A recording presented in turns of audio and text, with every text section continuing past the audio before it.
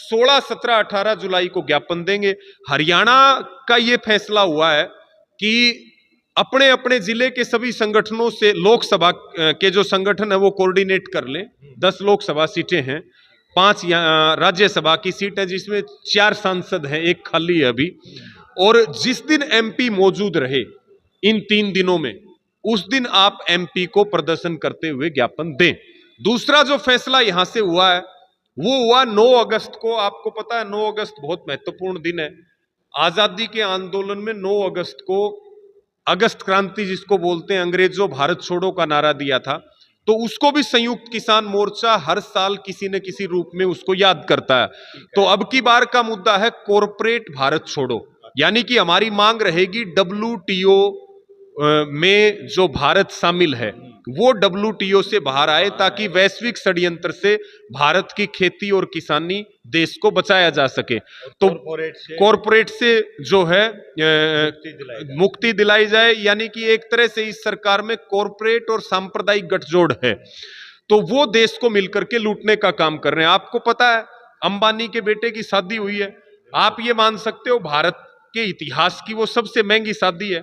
लेकिन मैं ये कहना चाहता हूं, अगर वो इतने ही गरीब थे तो इतना बड़ा प्रोग्राम करने की क्या जरूरत थी? उन्होंने रिचार्ज के रेट बढ़ा करके 25% पूरे देश से चंदा इकट्ठा कर लिया।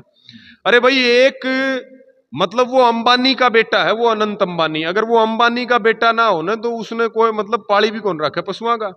25% पैसा रिचार्ज का बढ़ाया गया, 4-4 बार शादियां कर रहे हैं। प्रधानमंत्री उसके बेटे के सामने हाथ जोड़ के खड़ा है, क्योंकि मालिक का बेटा दिया खर्चा इस देश की जनता पे लिया, सारे देश ने बात भरा है, सारे देश। हाँ, और भाई पैसा हो तो क्या नहीं हो सकता। दुनिया के पॉलिटिशियन वहां नाच रहे हैं, देश के क्रिकेटर वहां नाच रहे हैं, और हीरो हीरोइन वहां नाच रहे हैं। सारे देश के नेता पक्ष और विपक्ष के लाइन लगा के खड़े हैं। अखिलेश यादव जो समाजवाद की बात करते हैं वो वहां गए हुए हैं। और जो प्रधानमंत्री जी कहते थे कि अंबानी ट्रक भर भर के पैसा देता है कांग्रेस वालों को, ठीक है, टेम्पो में पैसे भर भर के देते हैं, वो उनके बेटे के सामने, यानी कि इस देश को डूबने से कोई नहीं बचा सकता। आज देश में ऐसी सरकार बैठी है, और ये कोई शादी थोड़ी थी, ये सर्कस है। यानी कि NSG कमांडो वहां लगा रखे हैं, ट्रैफिक को डाइवर्ट कर दिया, पूरा सरकारी तंत्र वहां यूज हो रहा है। किसान 2 घंटे सड़क पे उतर जाए, आम आदमी त्राई त्राई करने लग जाता है। कोई पद नहीं है, कोई पद नहीं के पास कि भाई कोई बहुत बड़ा राष्ट्रपति हो, उपराष्ट्रपति हो, एक सामान्य आदमी ही तो है। वही तो मैं कह रहा हूं, वही तो हमारी लड़ाई पूंजीवाद के खिलाफ है, हमारी लड़ाई ऐसे ही उद्योगपतियों के खिलाफ है जिन्होंने डाका डाल करके देश की संपत्ति को लूटने का काम किया है। ये लुटेरे लोग हैं, ये अंग्रेजों से कम थोड़ी है अडानी और अंबानी, और मुखोटा पहन करके प्रधानमंत्री कुर्सी पर बैठे हैं। तो मैं जो बात आपको कह रहा था कि 9 अगस्त को जिला स्तर के ऊपर ये जो है कॉरपोरेट भारत छोड़ो दिवस मनाया जाएगा। उस दिन जो है एक तरह से कन्वेंशन आयोजित की जाएंगी, सम्मेलन आयोजित किए जाएंगे, जिसमें सारी खापें, किसान, मजदूर, कर्मचारियों के संगठन शामिल रहेंगे।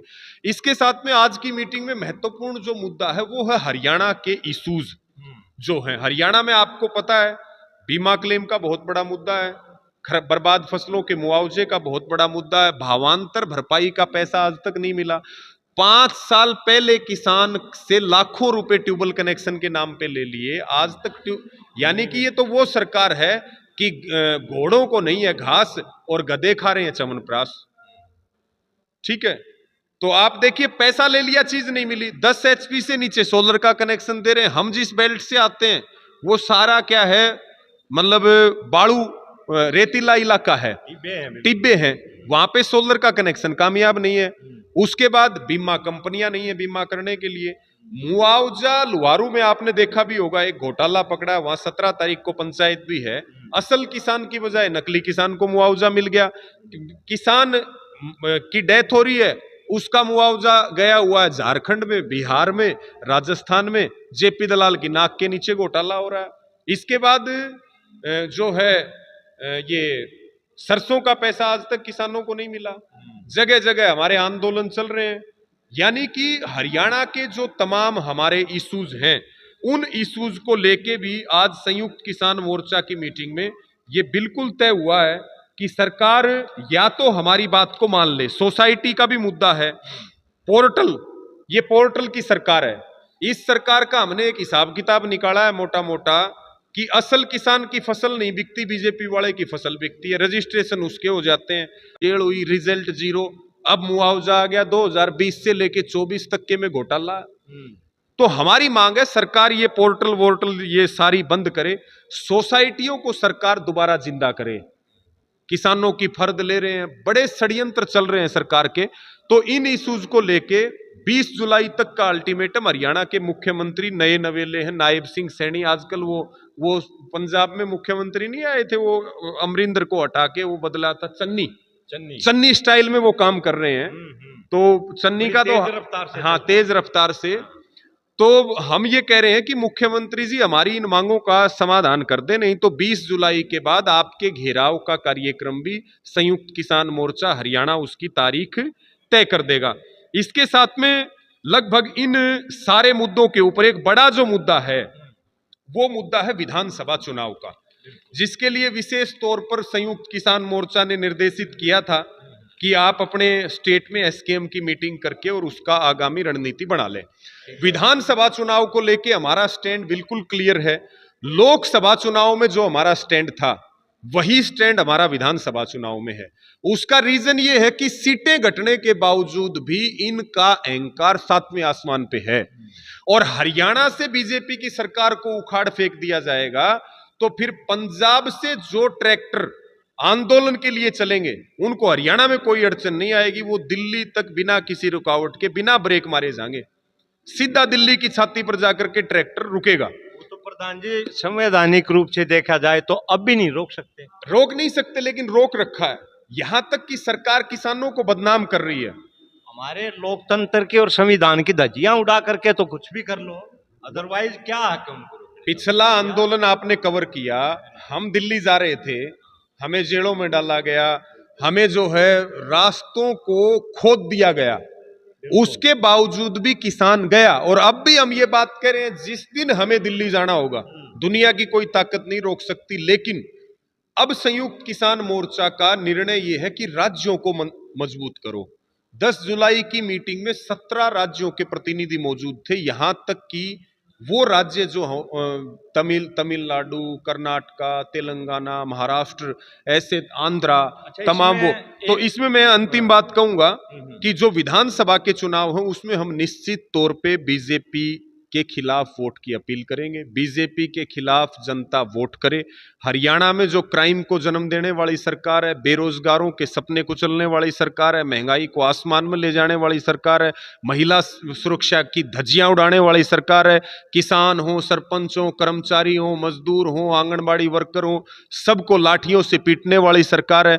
हरियाणा के हित में इस सरकार को उखाड़ फेंकना जरूरी है। इसके लिए हमारा निर्णय हुआ है कि हम पूरे हरियाणा में अलग अलग महापंचायत करके, और जो सरकार ने 10 साल में किया है, राष्ट्रीय मुद्दे हों, हरियाणा के मुद्दे हों, जो सरकार ने कर्मकांड किए हैं उसकी सजा वोट की चोट से हम देंगे और हरियाणा की बीजेपी सरकार को उखाड़ फेंकने का काम करेंगे। चाहे चेहरे बदल लो, चाहे आप जो है जाति पाति करने की कोशिश कर लो, क्योंकि लोकसभा चुनाव में इनकी ये सारे एजेंडे भी हरियाणा की जनता ने फेल किए। लोकसभा में ये हाफ हुए हैं, अब की बार इनका सुपड़ा साफ होगा।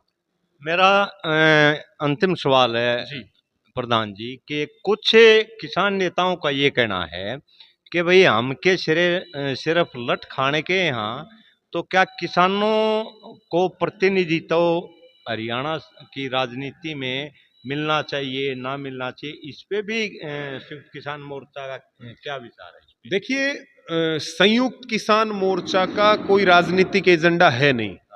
मैं तो आप जो सवाल पूछ रहे हो उस पर मैं अपनी व्यक्तिगत राय बता सकता हूं।